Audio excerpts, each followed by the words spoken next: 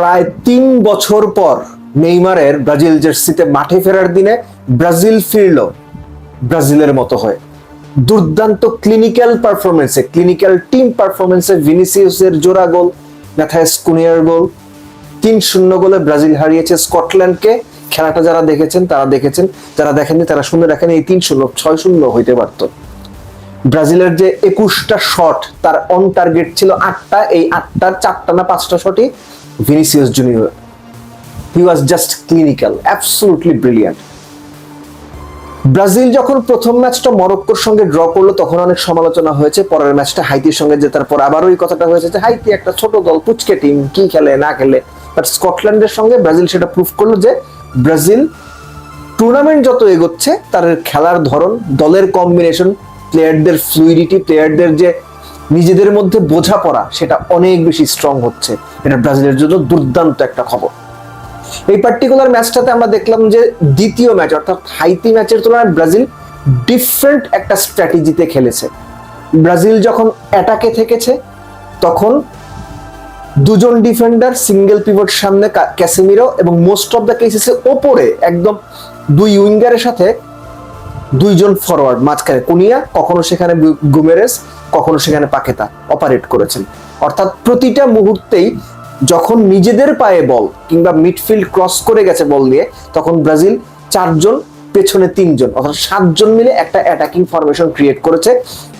Lucas Paqueta এবং Bruno গুমেরেস, এই দুইজনকে স্পেশাল দুটো ধন্যবাদ দেওয়াটা উচিত, কেননা ব্রাজিলের এই দুইজনই নাম্বার 8 এবং নাম্বার 10 রোলটা প্লে করেছেন দ্বিতীয় ম্যাচের মতোই। তৃতীয় ম্যাচেও পাকেতা খুবই ভালো খেলেছেন, ব্রুনো গুমেরেস দুটো অ্যাসিস্ট করেছেন, আর যেটা আগে বলছিলাম যে ভিনিসিয়াস জুনিয়রের গোল। ব্রাজিলের প্রথম গোলটা ওটা আসলে মানে স্কটল্যান্ড ডিফেন্সের জাস্ট বড় রকমের একটা ভুলের কারণে গোলটা হয়ে গেছে। ডিফেন্ডার ক্লিয়ার করতে গেছেন রায়ান, 19 বছর বয়সী রাইট উইঙ্গার, তিনি প্রেস করেছেন ডিফেন্ডারকে, ডিফেন্ডার যে কোনো কারণেই হোক বলটা ক্লিয়ার করতে পারেননি, এবং ফাঁকায় দাঁড়ানো ভিনিসিয়াস প্রবাবলি তার জীবনে এর চেয়ে সহজ গোল কমই করেছেন। যদি সুযোগ থাকে হাইলাইটসে দেখে দেবেন। দ্বিতীয় এবং তৃতীয় গোল ক্লিনিক্যাল ব্রাজিলের গোল, মাঝখান থেকে ডান দিকে, ডান দিক থেকে বাম দিকে গোল। এবং তৃতীয় গোলটাও যদি আপনি দেখেন, ব্রুনো গোমেরেসের ব্যাকহিল এবং ম্যাথাইস কুনিয়া, যিনি লেফট সাইডের থেকে ছিলেন, সেখান থেকে ক্রস করে ডায়াগোনালি ডিবক্সের ভেতরে ঢুকে গোল করেছেন। এই ধরনের গোল ব্রাজিলের কাছ থেকে দেখে আমরা অভ্যস্ত। একটা ব্যাপার আমার কাছে খুব ভালো মনে হচ্ছে, সেটা হচ্ছে রাফিনিয়া ইনজুরিতে পড়ার পরে 19 বছর বয়সী রায়ানকে যখন রাইট উইং এ দায়িত্ব দেওয়া হলো, পার্টিকুলার এই স্কটল্যান্ড ম্যাচটাতে রায়ান দুর্দান্ত পারফর্ম করেছেন। এবং এই দুর্দান্ত পারফরমেন্স করাটা ব্রাজিলের মাথা ব্যথা বা রাইট উইং এ ব্রাজিলের দুশ্চিন্তা, আঞ্চলিকের দুশ্চিন্তা অনেকটাই বোধহয় কমিয়ে দিয়েছে। তিনি নিজে একটা চান্স ক্রিয়েট করেছিলেন, গোল করতে পারেননি, কেননা অ্যাঙ্গাস গান, যে স্কটিশ গোলকিপার, 3টা গোল তিনি হজম করেছেন, কিন্তু গোটা তিনি দুর্দান্ত সেভও করেছেন। নইলে যেটা বলছিলাম যে গোল 6-0 হইতে পারত। আর ভিনিসিয়াস জুনিয়র এই ওয়ার্ল্ড কাপে মেসি, এমবাপ্পে, নেইমার, রোনালদো বা আর্লিং হালান্ড, কেইনদের নিয়ে যে পরিমাণ হাইপ বা আলোচনা, ভিনিসিয়াস নিয়ে সেই আলোচনাটা তুলনামূলক কম, কিন্তু তিনি নিজের কাজটা দারুণ ভাবে করে গেছেন। ব্রাজিলের হয়ে বিশ্বকাপের টানা 3 ম্যাচে গোল, এরকম রেকর্ড আছে আপনার জার্জিনিও আর 3R। আপনি জানেন সেই 3R কারা? তারপরে বলে দিচ্ছি, রোমারিও, রিভালদো এবং রোনালদো। সো ওই রেকর্ডটা এখন ভিনিসিয়াসের কাছেও আছে। লেফট উইং এ ভিনিসিয়াস ব্রাজিলের জন্য অ্যাকচুয়ালি অমূল্য সম্পদ, এবং তার অ্যাটাকিং ফোর্স, সেটা ডিল করার মতো অ্যাবিলিটি সত্যিকার অর্থে স্কটিশ ডিফেন্সের ছিল না। বাট দেন এগেন ব্রাজিলের মিডফিল্ড এই পার্টিকুলার ম্যাচটাতে অনেক বেশি প্রেস করেনি, বলের পজিশন রেখেছে নিজেদের কাছে। একই সঙ্গে কুনিয়া, গুমেরেস, পাকেতা, এই 3 জন ক্রমাগত তাদের জায়গা বদল করেছেন, যেটা স্কটিশ ডিফেন্সকে খুব বেশি পাজল করে দিয়েছে।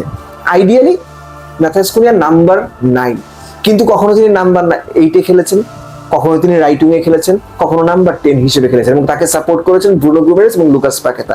ম্যাচের হাইলাইটস দেখে আসলে ঠিক বোঝা সম্ভব হবে না এই 3 জন স্কটিশ ডিফেন্সকে ঠিক কতটুকু ব্যতিব্যস্ত করে তুলেছিলেন, এবং যেটা আগে বললাম যে কত বেশি পাজল করে ফেলেছিলেন। Very well done Brazil. শেষ করব নেইমারের কথা বলে। এতদিন পর, কত 982-83 দিন পর বোধহয় মাঠে নেমেছেন ব্রাজিল জার্সিতে। সো এতদিন পর মাঠে নেমে যে কোনো প্লেয়ারেরই রিদম পেতে সময় লাগবে, বাট ব্রাজিলের জন্য, ব্রাজিল ভক্তদের জন্য বা নেইমারের ভক্তদের জন্য সুখবর হচ্ছে তিনি মাঠে ফিরেছেন। 76 মিনিটের দিকে বোধহয় মাঠে নেমেছিলেন, তো সেই হিসেবে প্রায় 20 মিনিটের মতো খেলেছেন, তার জন্য ভালো একটা আউটিং হলো।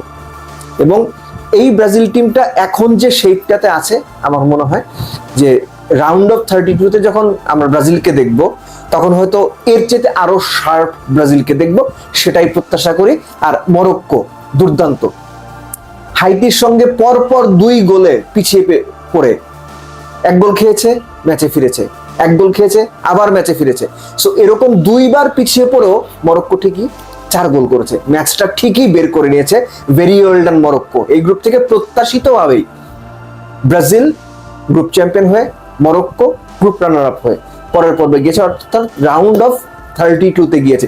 এখন তাদের সঙ্গে কাদের ম্যাচ হবে? স্কটল্যান্ডেরও যাওয়ার সম্ভাবনা রয়েছে বেস্ট 3 টিম হিসাবে, যেটা এখন নতুন নিয়ম করা হয়েছে যে 8টা টিম তৃতীয় স্থান থেকে পরের পর্বে অর্থাৎ রাউন্ড অফ 32-তে কোয়ালিফাই করবে। তো ব্রাজিলের প্রতিপক্ষ কে হয় খুব ইন্টারেস্টিংলি আমরা সেটা দেখার জন্য অপেক্ষা করবো। বাট ব্রাজিল ভক্তদের জন্য সুখবর, আবারও বলছি, ব্রাজিল ব্রাজিল হয়ে উঠছে, এটা দরকার ছিল।